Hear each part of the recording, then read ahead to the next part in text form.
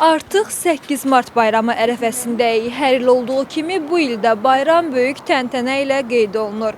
Qadınlar öz sevdiklərindən müxtəlif hədiyyələr alırlar. Bəs görəsən bu il xanımlar öz sevdiklərindən hansı hədiyyələri gözləyirlər və ümumiyyətlə 8 Mart bayramının tarixçəsini bilirlərmi? Ən xırda bir hədiyyə mənim üçün ən dəyərlidir. Kiçik bir not da ola bilər, nəsə kiçik bir hədiyyə mənim üçün çox dəyərlidir. Bəs 8 Martın tarixçəsini bilirsiniz?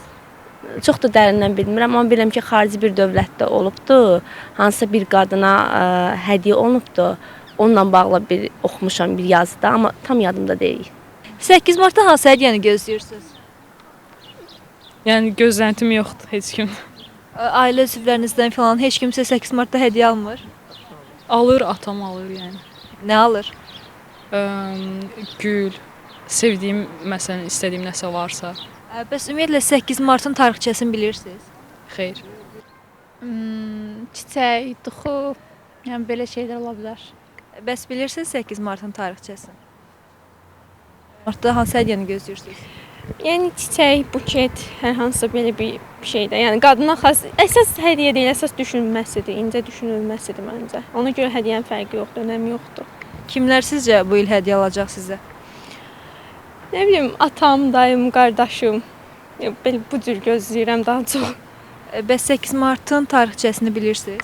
Xeyr, bilmirəm. Çox insan buket deyir, gül deyir, nə bilim, zinət əşyaları falan ola bilər, amma məncə yəni ümumiyyətlə necə deyim, yəni tək 8 Mart olmamalıdır. Bütün istənilən vaxtda qadınlara hədiyyə edilməlidir ümumiyyətlə bəylər tərəfindən. 57-ci ildə Amerikada baş verir qadınların aksiyasına görə və bunun qadınlara qarşı olunan bu şeyə görə də bir qadın çıxıb irəli sürüb ki, 8 Mart qadınlara həsr olunsun.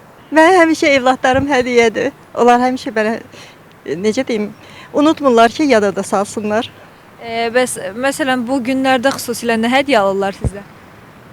Hər şey. Hər şey onlar alırlar da.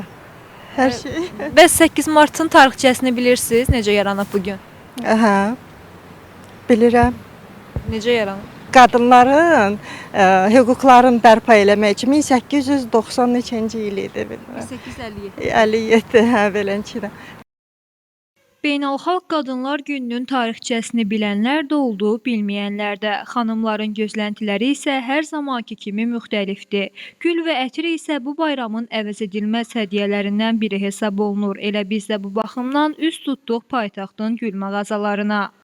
8 Martda daha çox hansı güllərə tələbat var? Müştəriləriniz ən çox hansı gülləri alırlar? Ən çox tülpan və rozalardır, qızıl güllər. Həm qiymətinin sərfəli olmağına görə, həm də ki öz gözəlliyinə görə ən çox onlardan yəni tələb edirlər bizdən.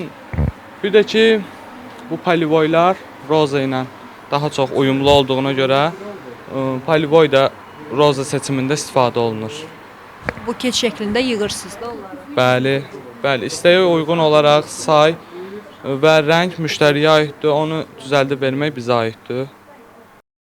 Satıcı onu da bildirdi ki, tülpanların qiyməti 2-3, qızıl güllərin qiyməti isə 6 manatdan başlayır və gül buketlərinin qiymətləri müxtəlif aralıqda dəyişir. Qiymətindən asılı olmayaraq sevginin, şəfqətin və fədakarlığın simvolu olan xanımları xoşbəxt etmək, üzlərində təbəssüm yaratmaq hər kəsin borcudur. Ona görə də yazıcı Hüseyn Cavidin təbirincə desək, qadın gülərsə şığsız mühitimiz güləcək, sürüklənən bəşəriyyət qadınla yüksələcək. Əziz xanımlar, qarşıdan gələn 8 Mart Beynəlxalq Qadınlar Gününüz mübarək. Leyla Səməndər, Cuma Kazımov, Yeni Azərbaycan TV.